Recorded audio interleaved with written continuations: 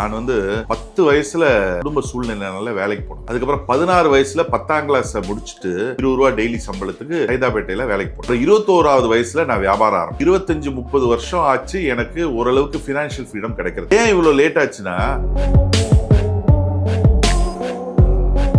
நான் பாத்தீங்கன்னா இன்னைக்கு என் ஏஜ் குரூப் கூட நான் பழகிறதே இல்லை. யங்ஸ்டர்ஸ் கூட தான் அதிகமா என் டைம் ஸ்பெண்ட் பண்றது. ஏன்னா என் ஏஜ் குரூப் கூட பழகுனா அவங்க பிரச்சனைகளையே பேசிட்டு இருக்காங்க. ஒண்ணு ஃபேமிலி பிரச்சனைன்றாங்க, இல்ல பண பிரச்சனைன்றாங்க. அதனாலேயே நான் பாத்தீங்கன்னா இன்னைக்கு யங்ஸ்டர்ஸ் 20 வயசு 25 வயசு அந்த ஏஜ் குரூப்லயே நான் பழகிறதுனால என்ன ஆகுதுன்னா, புது புது விஷயங்கள் என்னால கத்துக்க முடியுது. நிறைய பேர் ரிஸ்க் எடுக்கிறதுக்கு தயாரா இருக்காங்க. பிசினஸ் அப்படின்னாலே ரிஸ்க். அதாவது உங்களுக்கு கனவு இருக்குன்னு வைங்க, அது பெருசா இருக்குன்னா நீங்க லீகலா எத்திக்கலா ஒரு கம்பெனில வேலை செஞ்சு உங்க கனவுகளை நிறைவேற்றிக்க முடியவே முடியாது. கனவுகளை நீங்க நிறைவேற்றிக்கணும்னா நீங்க பிசினஸ் பண்ணா மட்டும்தான் நிறைவேற்றிக்கணும். அதெல்லாம் கிட்டத்தட்ட 6-7 மாசம் வெறும் ஃபாஸ்ட் ஃபுட் 4 டேபிள் 16 சேர் போட்டு ஆரம்பிக்கிறதுக்குள்ள ஃபாஸ்ட் ஃபுட்டுக்கே பள்ளிக்கரணையில நான் கிட்டத்தட்ட 6-7 மாசம் வேலை, எல்லா வேலையும் நான் செய்வேன். அங்க போய் கேப்டனா இருந்திருக்கேன், வெயிட்டரா இருந்திருக்கேன், கேஷியரா இருந்திருக்கேன், டேபிள் தொடச்சிருக்கேன், ஹவுஸ் கீப்பிங் பண்ணிருக்கேன், பாத்ரூம் கிளீன் பண்ணிருக்கேன். வெறும் 16 சேர் போட்டு ரெஸ்டாரண்ட்டுக்கே நான் 7 மாசம் வேலைக்கு போனேன். எல்லாம் கத்துக்கிட்டேன்னா இல்ல, இன்னைக்கும் நான் கத்துக்கிட்டு இருக்கேன். டெஃபினட்டா லைஃப் பார்ட்னர் உங்களுக்கு ஒரு பேக் போனா இருப்பாங்கன்னு தான் நான் சொல்றேன். ஏன்னா எனக்கு என் ஒய்ஃப் ஒரு பேக் போன். சிலருக்கு நசீப்னு சொல்லுவாங்க, சரியா எழுதலைன்னா அதுக்கு ஒன்றும் பண்ண முடியாது. லைஃப் பார்ட்னர்ன்றது ஹஸ்பண்ட் பிசினஸ் பண்ணணும், ரிஸ்க் எடுக்கணும் அப்படின்னு வாழ்க்கையில் ஏதாவது சாதிக்கணும்னு நினைச்சா ஒய்ஃப் டெஃபினட்டா அவங்களுக்கு ஒரு பேக் போனா இருப்பாங்க. அதுக்கு பேர் தான் ரியல் லவ்.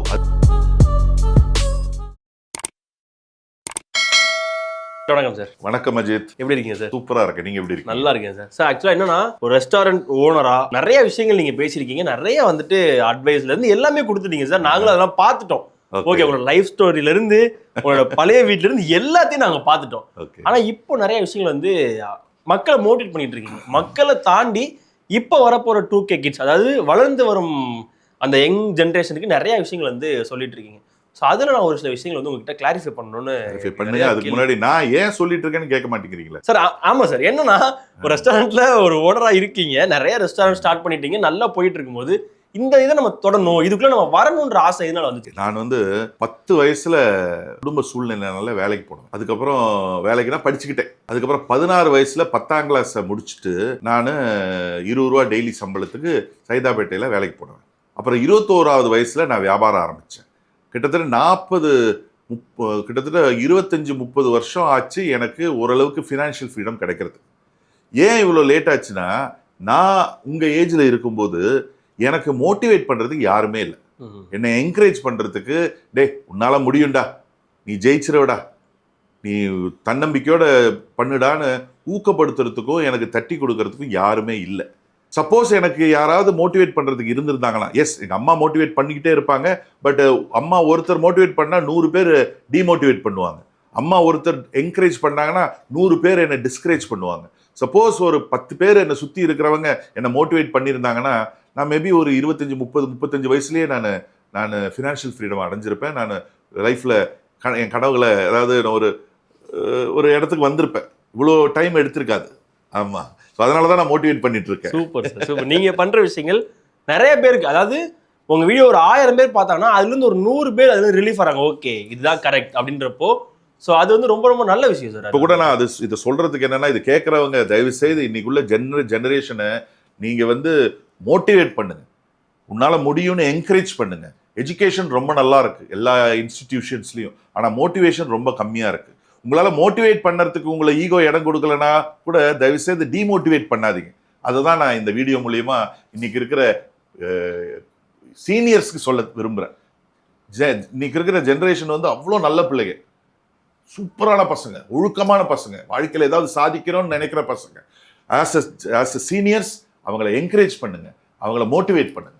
ஸோ அதே மாதிரி நீங்க பிஸ்னஸ் ஆரம்பிச்சப்போ இருந்து இப்போ இருக்க தலைமுறைகள், அதாவது நீங்க சொல்றதை வச்சு பார்த்துக்கும்போது கிட்டத்தட்ட ஒரு 30 வருஷம் இதை டிராவல் பண்ணிருக்கீங்கன்றப்போ இந்த டைம் பீரியட்குள்ள இந்த பிஸ்னஸ் ரிலேட்டடா எவ்வளோ விஷயங்கள் மாறி இருக்கு, எவ்வளோ விஷயங்கள் வளர்ந்துருக்கு, யங்ஸ்டர்ஸ் ஆன ஆட்கள் எவ்வளோ பேர் உள்ள வந்திருக்காங்க சார் இந்த பிஸ்னஸ் அந்த டைப்குள்ள? டெக்னாலஜிலாம் ரொம்ப வளர்ந்துருச்சு.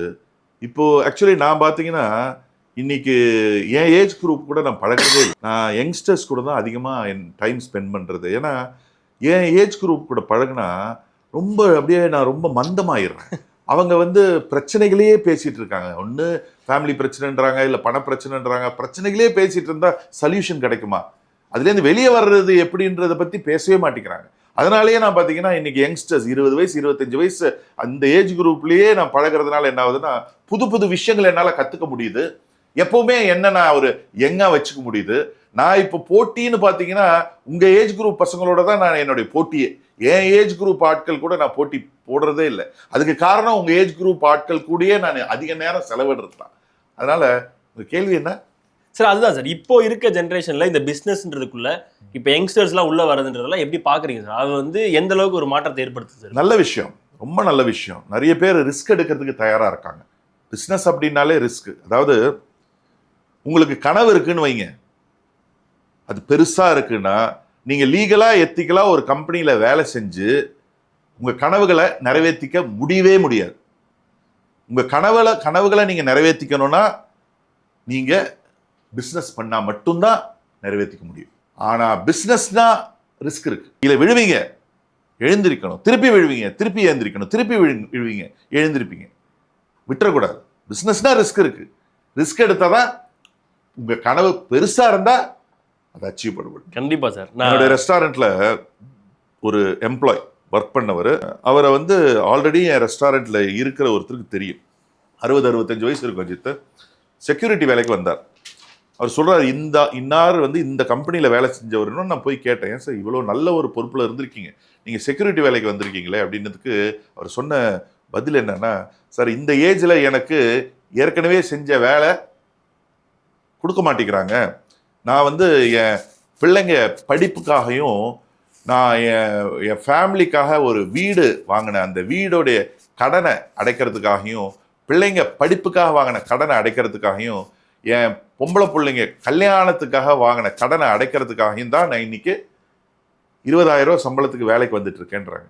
இன்னைக்கு லீகலா எத்திக்கலா 9 to 6 இருக்கு இல்லையா, இந்த ஜாப் போயிட்டு வர்றவங்க 9 மணிக்கு 10 மணிக்கு போயிட்டு 6 மணி 7 மணிக்கு வராங்களே, இந்த 9 to 6 ஜாபுக்கு போறவங்களுடைய நிலைமை எல்லாம் இன்னைக்கு இதுதான். ராட் ரேஸ் தான். ரொம்ப பயமுறுத்துறீங்க. உண்மையை சொல்றேன். அதனாலதான் ஏங்க ஒரே ஒரு லைஃப், புரியுதா? இன்னைக்கு பிசினஸ் பண்ணோம்னு நினைக்கிற பிசினஸ்குள்ள வர்ற யங் ஜெனரேஷன் எல்லாம் நான் பாராட்டுவேன். ரிஸ்க் எடுக்கிறாங்க. என் ஏஜ் குரூப் எல்லாம் வந்து சோம்பேறிங்க, ரிஸ்கே எடுக்க மாட்டாங்க. பொன்புல பிள்ளைங்க கூட பாத்தீங்கன்னா ஒரு பிசினஸ் பண்றவங்கன்னா பொண்ணே கொடுக்க மாட்டாங்க, தெரியுமா? பொண்ணு கொடுக்க மாட்டாங்க. பேரண்ட்ஸ் பேங்க்ல ஒர்க் பண்றாரா, பெரிய ஏதாவது கம்பெனில கவர்மெண்ட்ல ஒர்க் பண்றாரா? முதல் கேள்வியே பையன் சாயந்தரம் 6 மணி நேரம் வீட்டுக்கு வந்துருவாங்க. ஆனா இன்னைக்கு பொம்பளை பிள்ளைங்களே ரிஸ்க் எடுத்து பிசினஸ் பண்றாங்க. ஆமா, ஏன்னா கவர்மெண்ட் நல்லா சப்போர்ட் பண்ணுது. நிறைய இன்னைக்கு plans and scheme government introduce பண்ணி இருக்கிறதுனால நிறைய அவங்களுக்கு பிசினஸ் பண்றதுக்குள்ள வழிமுறைகள் நிறைய கவர்மெண்ட் ஏற்படுத்தி கொடுக்குது, எஸ்பெஷலி லேடிஸ்க்கு, மகளிர். சார், நான் அப்படி இருக்கும்போது ஒரு செட் ஆஃப் ஆட்கள் நான் மீட் பண்ணதுல இருந்து இல்ல நான் சமூக வலைதளங்களை பார்த்ததுல இருந்து நிறைய ரியாலிட்டி ஷோல பார்த்த வரைக்கும் என்னன்னா, ஒரு கண்மூடித்தனமா ஒரு வேலையை வந்து டக்குன்னு ஸ்டார்ட் பண்ணிடுறாங்க. அதாவது ஒரு எக்ஸாம்பிளுக்கு ஒரு டீ கடையை வந்து பாக்குறாங்க. ஓகே, அங்க நல்லா வியாபாரம் ஆகுது, அப்ப நானும் ஒரு டீ கடை ஆரம்பிக்கிறேன். அதை பத்தின ஒரு புரிதல் இல்லை, எதுவுமே இல்லாம டக்குன்னு ஆரம்பிக்கிறாங்க. ஒரு மாசம் ரன் பண்றாங்க. நல்ல அவங்க நினைச்ச ப்ராஃபிட் வரல. அது எப்படி அங்க நல்லா ஓடுது, எனக்கு நல்லா ஓடல, அப்ப நமக்கு வேஸ்ட் அப்படின்னு சொல்லி அந்த கடையை வந்து க்ளோஸ் பண்ணிட்டு போயிடுறாங்க. ஸோ இந்த மாதிரி நாட்கள் பார்க்கும்போது உங்களுக்கு என்ன தோணும், அவங்களுக்கு என்ன சொல்ல நினைப்பீங்க? ரொம்ப பெரிய தப்பு. அவங்க வந்து ஃபர்ஸ்ட் ஆஃப் ஆல் எவ்வளோ பெரிய செல்வந்தரா இருந்தாலும் பொத்திக்கிட்டு அவங்க என்ன துறையில அவங்க எந்த துறையை தேர்ந்தெடுக்கிறாங்களோ அந்த துறையை சேர்ந்த எங்கேயாவது ஒரு 6 மாசம் 1 வருஷம் வேலைக்கு போகணும். சம்பளமே இல்லைனாலும் வேலைக்கு போகணும். அதுக்கப்புறம் தான் ஆரம்பிக்கணும். போற இடத்துல பாத்தீங்கன்னா எல்லாம் கத்துக்க முடியுமானா கிடையாது. ஆனா ஒரு பிசினஸ் ஆரம்பிக்கிறதுக்கு தேவையான விஷயங்களை கத்துக்கலாம். அதெல்லாம் வந்து கிட்டத்தட்ட 6-7 மாசம் வெறும் ஃபாஸ்ட் ஃபுட் 4 டேபிள் 16 சேர் போட்டு ஆரம்பிக்கிறதுக்குள்ள ஃபாஸ்ட் ஃபுட்டுக்கே பள்ளிக்கரணையில நான் கிட்டத்தட்ட 6-7 மாசம் வேலை, எல்லா வேலையும் நான் செய்வேன். அங்க போய் கேப்டனா இருந்திருக்கேன், வெயிட்டரா இருந்திருக்கேன், கேஷியரா இருந்திருக்கேன், டேபிள் தொடச்சிருக்கேன், ஹவுஸ் கீப்பிங் பண்ணியிருக்கேன், பாத்ரூம் கிளீன் பண்ணியிருக்கேன், கேஓடின்னு சொல்லுவாங்க, கிச்சன்ல இருக்கிற ஃபுட்டை வெளியே அனுப்புறது, கேஓடில நின்று இருக்கேன், குக்கிங் பார்த்துருக்கேன், பர்ச்சேஸ் போயிருக்கேன், அக்கௌண்ட்ஸ் பார்த்துருக்கேன். எல்லா விஷயமும் 6-7 மாசத்துல பார்த்து தான் நான் ஒரு வெறும் 16 சேர் போட்ட ரெஸ்டாரண்ட்டுக்கே நான் 7 மாசம் வேலைக்கு போனேன். எல்லாம் கத்துக்கிட்டேன்னா இல்லை, இன்னைக்கும் நான் கத்துக்கிட்டு இருக்கேன், இன்னைக்கும் கத்துக்கிட்டு இருக்கேன், லைஃப் ஃபுல்லா கத்துக்கிட்டே இருப்பேன். அப்பதான் என்ன அப்டேட் பண்ணிக்க முடியும், அப்கிரேட் பண்ணிக்க முடியும். அதனால நாலேஜ் தாங்க. நாலேஜ் இல்லாம ஒரு விஷயத்துல இறங்கவே கூடாது. நாலேஜ் இல்லாம இறங்குறது எப்படி தெரியுமா? பேராசூட் இல்லாம வானத்திலேருந்து ஃபிளைட்ல குதிக்கிற மாதிரி. ஆனா இந்த பிசினஸ் அப்படின்ற இடத்துல வந்து பொறுமை அப்படின்ற வார்த்தைக்கான ஒரு விஷயம், பிசினஸ்க்கும் பொறுமைக்கும் உள்ள அந்த ஒரு பொருத்தத்தை பத்தி சொல்லுங்க சார். எல்லாம் எதா இருந்தாலும் பொறுமை வேணும், பேஷன்ஸ் வேணும். பிசினஸ் மட்டும் இல்லை, லைஃபா இருந்தாலும் சரி, லவ்வா இருந்தாலும் சரி. ஏன்னா இது ரஜினிகாந்த் படம் கிடையாது, ஒரே பாட்டில் கோடீஸ்வரன் ஆகிறதுக்கு. பொறுமை டெஃபினட்டா வேணும். நம்ம சக்சஸ் கடவுள் எங்க வச்சிருக்கான்னு தெரியாது. நம்ம வேலை வெறும் முயற்சி போட்டுக்கிட்டே இருக்க வேண்டியது தான். நம்மளுக்கு சம்டைம்ஸ் இங்க இருக்கும், இல்லை அங்க தூரம் இருக்கும். நம்ம பாட்டுக்கு கன்சிஸ்டண்டா விடாம விடாம விடாம விடாம ஃபோக்கஸ்டா சிதறாம. நிறைய பேர் பண்ற பெரிய தப்பு என்னன்னா, ஒரே நேரத்தில் 4 வேலை செய்யறது. சிலர் ஒரு வேலை செஞ்சுக்கிட்டே இருப்பான், அதை விட்டுட்டு வேற வேலைக்கு போவான். அதை கொஞ்ச நாள் செய்வான், அதை விட்டுட்டு வேற வேலைக்கு போவான். எங்கேருந்து விளங்குவான் அவன்? எப்போ அவன் இலக்க போய் அடைவான்? கன்சிஸ்டண்டா ஃபோக்கஸ்டா நாலேஜை கெயின் பண்ணிட்டு ஹார்ட் ஒர்க் போடணும். தாரக மந்திரம் பிசினஸ்ல. ஆமா, நாலேஜ் கெயின் பண்ணிக்கிட்டே இருக்கணும். கண்டிப்பா. அதே மாதிரி சார், என்னன்னா இந்த திருமணம் அப்படிங்கிறது இந்த இப்போ இருக்க ஜெனரேஷன்ல எல்லாருமே ஒரு யோசிக்க கூட விஷயம். கல்யாணம் பண்ணிட்டா சாதிக்க முடியாது, கல்யாணம் பண்ணிட்டா என்னால அடுத்த கட்டத்தை நோக்கி ஓட முடியாது, நான் கமிட்மெண்ட் குள்ள மாட்டிக்குவேன், நான் வந்து சுதந்திரமா வெளியே போக முடியாது, என்னால சம்பாதிக்க முடியாது, நான் பெரிய ஆக முடியாது அப்படின்னு நிறைய விமர்சனங்கள்லாம் வருது சார். இதுக்கு உங்களோட பதில் என்ன வருது? கல்யாணம் அதாவது நம்ம லைஃப் பார்ட்னர்ன்றவங்க பாத்தீங்கன்னா, பட் என்னுடைய ஒரு சஜஷன் என்னன்னா, உங்களுடைய விஷஸ் என்னன்றது கொஞ்சம் அவங்க கல்யாணத்துக்கு முன்னாடி உட்காந்து பேசணும். அது அரேஞ்ச் மேரேஜாக இருந்தாலும் சரி, லவ் மேரேஜாக இருந்தாலும் சரி, உட்காந்து பேசணும். எனக்கு பிஸ்னஸ் பண்ணணும் அப்படின்றது என்னுடைய பிஸ்னஸ் பண்ணி நான் ஒரு பெரிய ஆள் ஆகணும் அப்படின்றது என்னுடைய கனவு அப்படின்ற விஷயங்களை பேசணும். டெஃபினட்டாக வந்து லைஃப் பார்ட்னர் உங்களுக்கு ஒரு பேக் போனாக இருப்பாங்கன்னு தான் நான் சொல்கிறேன். ஏன்னா எனக்கு என் ஒய்ஃபு ஒரு பேக் போன். சிலருக்கு நசீப்னு சொல்லுவாங்க, சரியா எழுதலைன்னா அதுக்கு ஒன்றும் பண்ண முடியாது. ஆனால் லைஃப் பார்ட்னர்ன்றது, ஒய்ஃப் பிஸ்னஸ் பண்ணணும்னு ஆசைப்படுறாங்கன்னா ஹஸ்பண்ட் டெஃபினட்டாக அவங்களுக்கு ஒரு பேக் போனாக இருப்பாங்க. ஹஸ்பண்ட் பிஸ்னஸ் பண்ணணும், ரிஸ்க் எடுக்கணும் அப்படின்னு வாழ்க்கையில் ஏதாவது சாதிக்கணும்னு நினச்சா ஒய்ஃப் டெஃபினட்டாக அவங்களுக்கு ஒரு பேக் போனாக இருப்பாங்க. அதுக்கு பேர் தான் ரியல் லவ், அதுக்கு பேர் தான் ரியல் அண்டர்ஸ்டாண்டிங், அதுக்கு பேர் தான் ரியல் ஒரு அட்டாச்மெண்ட். அது இல்லைன்னா அப்புறம் என்ன? நம்மளுடைய பெட்டர் ஹாஃப் ஏதாவது சாதிக்கணும்னு நினைச்சா நம்மளே சப்போர்ட் பண்ணலன்னா, நம்மளே என்கரேஜ் பண்ணலன்னா வேற யார் பண்ணுவா? உலகம் யாரு என்ன சொன்னாலும் அதை நம்ம ஃபேஸ் பண்ணிடலாம். ஆனால் வீட்டில் இருக்கிற நம்மளுடைய பெட்டர் ஹாஃப், நம்மளுடைய லைஃப் பார்ட்னர் நம்மளை டிஸ்கரேஜ் பண்ணாங்கன்னா நம்மளால ஒன்றும் பண்ண முடியாது. அவ்வளோதான், காலி நம்ம. ஆமாம், என்ன கேட்டால் அதுக்கு அப்படி நம்மளுடைய வளர்ச்சிக்கு தடையாக இருந்தால் அதை விட்டுட்டு நம்ம என்ன பண்ணோம்னு நினைக்கிறத பண்றது பெட்டர்ன்னு நான் நினைக்கிறேன். சார், அதே மாதிரி இந்த பிசினஸ்ல அகலக்கால், இந்த விஷயத்துக்கு நீங்க என்ன சொல்ல ஆசைப்படுவீங்க சார்? அகலக்கால் வைக்கவே கூடாது, அகலக்கால் வைக்கவே கூடாது. உங்க அப்பா என்ன கேட்டா நீங்க பிசினஸ் பண்றதா இருந்தா நீங்க இன்வெஸ்டே பண்ணாதீங்கன்னு தான் நான் சொல்லுவேன். புரியுதா? நிறைய பேர் அப்பா கிட்ட நிறைய காசு இருக்குன்னு சொல்லி அப்பாவோட காசை வாங்கி பிசினஸ் ஸ்டார்ட் பண்ணுவாங்க. பல வருஷம் வேலை செஞ்சு சேர்த்து வச்ச காசெல்லாம் பிசினஸ்ல போடுவாங்க, வட்டிக்கு காசு வாங்கி பிஸ்னஸில் போடுவாங்க. அதெல்லாம் பண்ணக்கூடாது. உங்களுடைய பிளான் மேலே உங்களுக்கு கான்ஃபிடன்ஸ் இருந்தால், அந்த பிளானை உங்களுக்கு ப்ராப்பராக ப்ரெசன்ட் பண்ணுற ஸ்கில் உங்ககிட்ட இருந்தால், உங்களுக்கு இன்வெஸ்ட் பண்ணுறதுக்கு நூற்றுக்கணக்கான ஆயிரக்கணக்கான ஆட்கள் இன்னைக்கு தமிழ்நாட்டிலே இருக்காங்க. அகலக்கால்ன்ற விஷயம் வந்து எப்பயும் பண்ணிடவே கூடாது. நீங்களே இன்வெஸ்ட் பண்ணுறதா இருந்தாலும் சின்னதில் ஆரம்பித்து பெருசு பண்ணுங்க. ஆனால் அப்படி இருக்கும்போது இந்த அகலக்கால்ன்றதை பற்றி பேசும்போது பிஸ்னஸ் பண்ணுறதுக்கே பயப்படுவாங்க. அவங்ககிட்ட எல்லா திறமையுமே இருக்கும். எங்க நான் தோத்துருவோமோ, எங்க நான் வந்து கீழே விழுந்துருவனோ, என்னால் எந்திரிக்க முடியாதோ, சுற்றி இருக்கவங்க ஏதாவது சொல்லிடுவாங்களோ, நம்ம வந்து ஒருவேளை கீழே விழுந்துட்டோம்னா நம்மளை ஏதாவது பேசிடுவாங்களோன்னு சொல்லி இந்த உள்ள வர்றதுக்கே பயப்படுறாங்களா சார்? ஸோ அந்த மாதிரி ஆட்களை பார்க்கும்போது எப்படி இருக்கும் சார்? நம்ம தோத்துருவோமோ, ஆமாம், செல்ஃப் டவுட். அது வந்து இட்ஸ் அ கில்லர். நம்மளால் முடியுமா, இதெல்லாம் சாதிக்க முடியுமா? இந்த செல்ஃப் டவுட் வர்றதுக்கு காரணம் என்ன தெரியுமா? நம்மளை சுற்றி இருக்கிறவங்க தான். அதை பண்ணாத, இதை பண்ணாத, அங்கே போகாத, இங்கே போகாத. சின்ன வயசுலேயே நம்மளை வந்து அப்படியே ஒரு மாதிரி நம்மளை அந்த செல்ஃப் டவுட்டை உருவாக்க வச்சுட்டாங்க. நம்ம இது பண்ணக்கூடாதோ, தோற்றுருவோமோ, அப்படி பண்ணுவோம், இப்படி பண்ணுவோன்னு. அப்படிலாம் கிடையாது. நம்ம மேலே நம்பிக்கை இருந்தால் மட்டும்தான் நம்மளால் சாதிக்க முடியும், ஜெயிக்க முடியும். நம்ம நம்பலைன்னா உலகம் எப்படி நம்மளை நம்பும்? டெஃபினட்டாக நம்பாது. நம்மளால் சக்ஸஸ் ஆகவே முடியாது. நம்ம பிறக்கிறதுக்கு முன்னாடியே ஜெயிச்சுவாங்க. அப்பாவுடைய உடம்புலேருந்து அம்மாவுடைய உடம்புக்கு லட்சக்கணக்கான உயிரணுக்கள் போகும்போது அங்கே ஒரு ஓட்டப்பந்தயம் நடந்திருக்கு.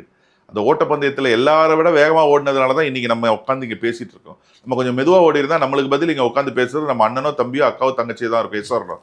பிறக்கிறதுக்கு முன்னாடியே ஜெயிச்சு நம்ம எப்படி இந்த உலகத்தில் தோக்க நம்ம பிறக்கல, நம்ம ஜெயிக்க பிறந்திருக்கோம். நம்மளால முடியும், நம்ம ஜெயிக்க பிறந்தோம், நம்ம சாதிக்க பிறந்தோன்ற நம்பிக்கை நம்மளுக்கு வேணும். நம்ம மேலே நம்மளுக்கு டவுட் வந்துருச்சுன்னா நம்ம அவ்வளோதான், நம்ம டெட் பாடிக்கு சமம். கண்டிப்பா சார். நான் இது வந்து உங்ககிட்ட கேட்குற கேள்வி, கேளுங்க. நீங்க ஃபர்ஸ்ட் ஒரு ஹோட்டல் ஆரம்பிச்சிருக்கீங்க, செகண்டா ஒரு ஹோட்டலா மாத்தணும், அடுத்த ஒன்று பிராண்ட்ஸ் ஒன்று போகணும்னு வரும்போது என்ன யோசிச்சீங்க? இது வந்து சாத்தியமா, நம்மளால முடியுமான்னு என்ன யோசிச்சீங்க சார்? நான் முதல் ஒரு 2 ரெஸ்டாரண்ட் ஓப்பன் பண்ணிட்டு நான் கொஞ்சம் அப்படியே ஸ்லோ டவுன் பண்ணிட்டேன். ஏன்னா ஏகப்பட்ட பிரச்சனை. எனக்கு நைட்டு நிம்மதியாக தூங்குறதே கிடையாது. ஒன்று தெரியுமா அஜித், நான் 2 ரெஸ்டாரண்ட் திறக்கிறதுக்கு 10 வருஷம் எடுத்துக்கிட்டேன். டெய்லி பிரச்சனை இருக்கும், ஏதாவது ஒரு பிரச்சனை ரெஸ்டாரண்ட்டில் இருக்கும், ஏதாவது ஒரு, அதாவது ஒரு நாள் கூட நிம்மதியாக தூங்குனதே கிடையாது. எப்படி சார் சரி பண்ணீங்க? அதுக்கு அடுத்து ஓகே இதெல்லாம் இருக்கு. கடந்த 5 வருஷமா I have to thank the government for this. இந்த கடந்த 5 வருஷமா நிம்மதியா தூங்குறேன். எனக்கு வந்து என்ன சொல்றது, எந்த சைட்ல இருந்தும் பிரச்சனைகள் இப்ப இல்ல, ஜீரோ ப்ராப்ளம். எல்லா டிபார்ட்மெண்ட்டும் ரொம்ப சப்போர்ட்டிவா தான் இருக்கு. முதல்லலாம் வந்து சாப்பிட்டுட்டு காசு கேட்டா, யார்கிட்ட காசு கேட்கறேன்னு என் கேஷியருக்கு கத்தியெல்லாம் காட்டுவாங்க. சொன்னா வெக்கக்கேடு, சாப்பிட்டு காசு கொடுக்காம போயிடுவாங்க. இப்பெல்லாம் அந்த மாதிரி எல்லாம் கிடையாது. இந்த ரவுடிசமே கிடையாது. ஆமா, இன்னைக்கு டிபார்ட்மெண்ட் ஆளுங்கெல்லாம் வந்தா டீசெண்டா அவங்க டிஸ்கவுண்ட் கூட கேட்கறது கிடையாது. எனி டிபார்ட்மெண்ட் சாப்பிட்ட உடனே பே பண்ணிட்டு போயிட்டே இருக்காங்க. டென்ஷனே கிடையாது. அதுவும் ஃபுட் சேஃப்டி அவ்வளோ கோஆப்ரேட்டிவ், அழகா வந்து சொல்லி கொடுக்குறாங்க. தப்புனா அவங்க சொல்லி கொடுத்து அதை திருத்துறாங்க. இன்னைக்கு ரொம்ப சப்போர்ட்டிவா இருக்கு எல்லா டிபார்ட்மெண்ட்டும் நம்மளுக்கு. ரெஸ்டாரண்ட்டுக்கு, மற்ற துறையை பத்தி எனக்கு தெரியாது, ரெஸ்டாரண்ட்டுக்கு முக்கியமா காவல்துறை ரொம்ப சப்போர்ட்டிங்கா இருக்காங்க. ஏதாவது ஒரு பிரச்சனை ஃபோன் பண்ணா உடனே வந்து அதுக்கு சொல்யூஷனை கொடுக்குறாங்க, ஃப்ரெண்ட்லியா இருக்காங்க. அது போதாதா? கண்டிப்பா சார். இந்த 10 வருஷத்துல தான் 10 வருஷத்துல 2 ரெஸ்டாரண்ட், இந்த 5 வருஷத்துல 22 ரெஸ்டாரண்ட். இதுல இருந்து நீங்க வேற எதுவும் சொல்லணும்னு அவசியம். கவர்மெண்டோட சப்போர்ட் இருந்தா மட்டும் போதுங்க, நம்ம வந்து எவ்வளவு வேணா விரிவு பண்ணிட்டு போலாம் சார். ஆனா நீங்க ஆரம்ப கட்டத்துல நீங்க ஒரு பிசினஸ் ஆரம்பிச்சு போயிட்டு இருக்கும்போது நிறைய விமர்சனங்களை சந்திச்சிருப்பீங்க. சுத்தி இருக்க ஆட்கள்ல இருந்து நிறைய விமர்சனங்களை வந்து சந்திச்சு ஒரு லெவலுக்கு மேல எனக்காவது ஓகேடா போதும்டா அப்படின்னு எனக்கா ஸ்டாப் பண்றேன்னு நினைச்சதே கிடையாது. போதும்டா நினைச்சது கிடையாது. 2ஓட நிறுத்திக்கலாம் நினைச்சேன், இங்க உள்ள ரெஸ்டாரண்ட்ல நடக்கிற தினமும் நடக்கிற பிரச்சனைனால. ஆனா போதுண்டான்னு நினைச்சதே கிடையாது. ஆமா. ஆனா நீங்க சந்திச்ச விமர்சனங்களை என்னென்ன சந்திச்சிருப்பீங்க சார் ஆரம்ப கட்டத்துல? சந்திக்காததே என்ன இருக்கு, எல்லாமே சந்திச்சாச்சு. ஆமா, அசிங்கப்பட்டேன், அவமானப்பட்டிருக்கேன், எல்லாம் சந்திச்சிருக்கேன். சொந்தக்காரங்க ஒரு சைட்ல இவன் இன்னும் கொஞ்ச நாள் தான் தாங்குவான், க்ளோஸ் பண்ணிடுவான்னு சொல்றது, அதெல்லாம் ரொம்ப வெளியே இருக்கிறவங்கலாம் சொன்னா அவ்வளவு வலிக்காது. சொந்தக்காரங்கலாம் சொல்லும் போது ரொம்ப வலிக்கும். நேத்து வரைக்கும் நம்ம கூடயே இருந்திருப்பாங்க, நம்ம கிட்ட பேசியிருப்பாங்க, நல்லா பேசியிருப்பாங்க. நம்மளை பத்தி வெளியே போயிட்டு ஏதோ ஒரு விஷயம் வந்து சொல்றது. நம்ம நல்லா இருக்கலாம் அஜித், ஆனா அவங்களோட நம்ம நல்லா இருந்துடவே கூடாதுன்னு நினைக்கிறவங்க தான் 90%. அன்பார்ச்சுனேட்லி என்ன சொல்றது, என்ன பண்றது, இதெல்லாம் கடந்து வந்தனாலதான் இப்போ இங்க உட்காந்து ஒரு இன்டர்வியூ. இல்ல, நான் நிறைய வாழ்க்கையில ஃபெயிலியரை சந்திச்சதுனால இது வந்து இந்த ரெஸ்டாரண்ட் ஃபீல்டுன்றது என்னுடைய லாஸ்ட் சான்ஸா நினைச்சுக்கிட்டு தான் நான் இறங்கினேன். Do or die situation. என் ஒய்ஃப் கிட்ட போய் கேட்டேன், நான் வேலைக்கு போலான்னு இருக்கேன், நான் துபாயில் ஏதாவது ஒரு விசா யாருக்கிட்டையாவது கேட்டு சொந்தக்காரங்க கிட்ட போனா எனக்கு 20-30 சம்பளம் கிடைக்கும். நான் சொல்றது 25 வருஷம் முன்னாடி கதை. என்ன, இது 15-20 வருஷம் முன்னாடி கதை. வேலைக்கு போறேன் அப்படின்னாங்க. என் ஒய்ஃப் கேட்டாங்க, அப்போ உன் கனவு என்ன, நீ பெரிய பெரிய என்னென்னமோ பெரிய பெரிய கார்லாம் வாங்கணும்னு சொன்ன, பெரிய பெரிய வீடுலாம் கட்டணும்னு சொன்னேன், வாடகை கூட கட்ட முடியாம இருக்கும்போது என் ஒய்ஃப் கேட்கறது, இல்ல நீ கடைசியா ஏதோ ரெஸ்டாரண்ட் பண்ணணும்னு சொன்னல, அது ட்ரை பண்ணு, நான் பாத்துக்கிறேன் ஃபேமிலியை அப்படின்னு சொல்லி அவ கொடுத்த என்கரேஜ்மெண்ட் மோட்டிவேஷன்ல தான் நான் சரி கடைசியா நம்ம பார்த்துடலாம், விடக்கூடாது அப்படின்னு கடைசி சான்ஸா தான் நான் இறங்கி, நோ லுக்கிங் பேக், முன் வச்ச கால இனி பின் வைக்க போறது இல்லைன்னு இறங்கினேன். 8 மாசமோ 9 மாசமோ வந்து பாத்தீங்கன்னா கையிலேருந்தே கொடுத்துக்கிட்டு இருந்தேன். வேற ஒருத்தனா இருந்தா விட்டுட்டு துபாய்க்கு ஓடி போயிருப்பான் வேலைக்கு, இல்லை இங்க வேற ஏதாவது கடையில வேலைக்கு சேர்ந்திருப்பான். மாசம் நான் இப்போ ரியல் எஸ்டேட் புரோக்கரா வேலை செஞ்சுட்டு இருந்தேன். நான் எனக்கு ஒரு வீடு முடிச்சு கொடுத்தா 5000 ரூபா 2000 ரூபா 10,000 ரூபா கிடைக்கும். அது எல்லாத்தையும் சம்பளத்துக்கும் வாடகைக்கும் ஈபிக்கும் அப்படியே கொடுத்துக்கிட்டே இருக்கிறது. வீட்டுக்கு காசே கொடுக்கறது இல்லை. எப்படி என் பொண்டாட்டி சமாளிச்சா, பிள்ளைகளை எப்படி சமாளிச்சா, வீட்டு வாடகை எப்படி கொடுத்தா, எலக்ட்ரிசிட்டி எப்படி கொடுத்தா, வீட்டுக்கு சாப்பாடு எப்படி செஞ்சா, எதுவுமே எனக்கு தெரியல. சாப்பாடு நைட்டு மீதி ஆகிறதெல்லாம் கட்டிட்டு வீட்டுக்கு போயிடுவேன்னு வைங்க. பட் மற்றதெல்லாம் எவ்வளோ விஷயங்கள் அவன் ஹேண்டில் பண்ணேன். Hats off to her.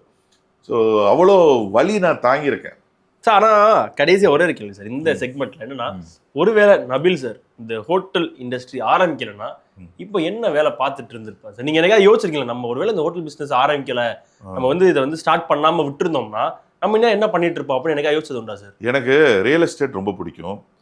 நான் இப்போ ஒரு நல்ல ஒரு ஃபேமஸ் ரியல் எஸ்டேட் மீடியேட்டராக இருந்திருப்பேன். இல்லை ஏதாவது ஒரு சின்ன இப்போ நான் பண்ணிட்டு இருக்கேன். இப்போ வருஷத்துக்கு ஒரு ப்ராஜெக்ட் 2 ப்ராஜெக்ட் பண்ணிட்டு இருக்கேன். ஃபுல் டைம் ரியல் எஸ்டேட் பண்ணிட்டு இருக்கேன். So full and full real எஸ்டேட்டரா ஒருத்தரா மாறி உட்காந்துருக்கு. ரியல் எஸ்டேட்டில் நல்ல ஒரு பர்க்கத் இருக்குன்னு சொல்லுவாங்க அரபிக்ல. நல்ல வருமானம் இருக்கிற ஒரு பிஸ்னஸ். ஏன்னா உழைப்பு அதிகம். ஆனால் ஏதாவது ஒன்று கிளிக் ஆகிடும். ஏதாவது ஒன்று நம்ம 10 பேரை கூப்பிட்டு போய் 10 இடத்த காட்டினா ஏதாவது ஒன்று கிளிக் ஆகிடும். ஆனால் மாசம்லாம் கிடைக்காது. சம்டைம்ஸ் பார்த்தீங்கன்னா ஒரு வருஷத்துல ஒரு சேல்ஸ் தான் நடக்கும். அந்த ஒரு சேல்ஸை கரெக்டாக அந்த ஃபினான்ஸை ஹேண்டில் பண்ணி ஒரு வருஷத்துக்கு ஓட்டும். நல்ல வியாபாரங்க. ரியல் எஸ்டேட் வித்தா காசு, இடம் விற்கலைன்னா கொள்ள காசு. ஆமா, சூப்பரான பிஸ்னஸ் அது. அதனால எங்க அப்பா சொல்லி கொடுத்தது, டே நீ ஏதாவது காசு இருந்தா வேற எதுலையும் இன்வெஸ்ட் பண்ணாத, ரியல் எஸ்டேட்ல போடு, அதுவும் டெவலப்டு ஏரியால போடாத, டெவலப்பிங் ஏரியால போய் போடுன்னுவாரு. தூரமா போய் போடுவேன். அப்பெல்லாம் 5000 ரூபாய்க்கெல்லாம் கிரவுண்ட் இருக்கும் தெரியுமா? 5000 ரூபாயா சார்? ஆமா, இன்னைக்கு 5 லட்சம் ரூபா அந்த இடத்துக்கு. மரக்காணம் தாண்டி உள்ள அவன் அங்க அப்பப்ப ஏதாவது 1-2 வர்ற காசுல வாங்கி போட்டதெல்லாம் இன்னைக்கு லட்சக்கணக்கில் அது பாட்டுக்கு கிடக்குது. Okay sir, thank you sir, thank you so much. Thank you Ajith, thank you.